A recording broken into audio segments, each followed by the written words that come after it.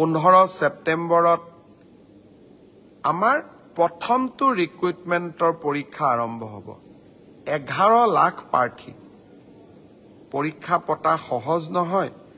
যোৱাবাৰ প্ৰাৰ্থী কম আছিল কাৰণে সেন্টাৰ কম আছিল এইবাৰ সেন্টাৰো বহুত প্ৰত্যাহ্বানো বহুত কালিৰ পৰা আমি প্ৰস্তুতি কৰিম যাতে পৰীক্ষা সুন্দৰ কৰি হয় আৰু পৰীক্ষা আমি যাতে সফলতাৰে পাৰ কৰিব পাৰো পৰীক্ষাত নকল কৰা বা পৰীক্ষাত নিয়মৰ বাহিৰত গৈ যিসকলে কপি কৰে নকল কৰে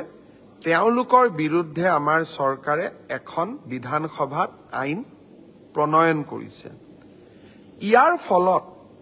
পৰীক্ষাত নকল কৰা ব্যক্তিজনক গ্ৰেপ্তাৰ কৰাৰ উপৰিও তেওঁৰ ঘৰুৱা সম্পত্তিসমূহ চৰকাৰে অধিগ্ৰহণ কৰাৰ এক ডাঙৰ ক্লজ এই আইন কেইখনত আছে দুই এদিনৰ ভিতৰতে আমি এই আইনখনৰ বিষয়েও বহুল প্ৰচাৰ কৰিম মই আশা কৰিম মেধাৰ ভিত্তিত নিযুক্তি বহুতে কয় মোৰ মেৰিট আছে কাৰণে মই চাকৰি পালো বহুত এতিয়া ফেশনো এটা আছে যে আমি বিজেপি কিয় ভোট দিব লাগে আমিতো মেৰিট আছে কাৰণে চাকৰি পালো মই এটাই কথা কম মেৰিট আৰু মেৰিটৰ ভিত্তিত পৰীক্ষা পাতা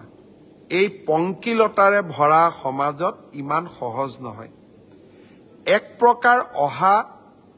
কালি পৰহিৰ পৰা আমাৰ অফিচাৰ সকলে ৰাতিয়ে দিনে কাম কৰিব লাগিব যাতে 15 সেপ্টেম্বৰৰ পৰীক্ষা নিকা হয় কিন্তু মুখ্যমন্ত্ৰী বা আন মন্ত্ৰী সকলে যদি বিচাৰে পৰীক্ষা নিকা হ'ব নালাগে মোৰ মানুহে চাকৰি পাওক তেতিয়াহলে সকলো কথা সহজ হতৰ বিপৰীতে গৈ আমি কাম কৰিছো পৰীক্ষা নিকা হওক আমাৰ মানুহে পাওক না পাওক মেধাৰ ভিত্তিত চাকৰি হওক এই সংকল্পক সিদ্ধিলৈ ৰূপান্তৰ কৰা এটা অতি কঠিন কাম 15 সেপ্টেম্বৰত আমি আকৌ এটা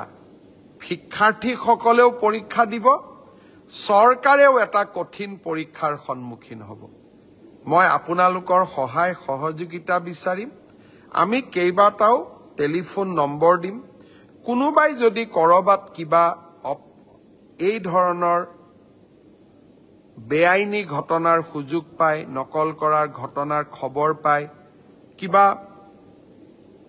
নকৰিবলগীয়া কাম কৰিব এনেকুৱা আগতীয়া খবৰ পায় আপোনালোকে যাতে আমাক জনাব পাৰে 15 সেপ্টেম্বৰৰ পৰীক্ষাটো চৰকাৰে নহয় অসমবাসীয়ে লগ লাগি আমি সুন্দৰ কৰি পালন কৰিব লাগিব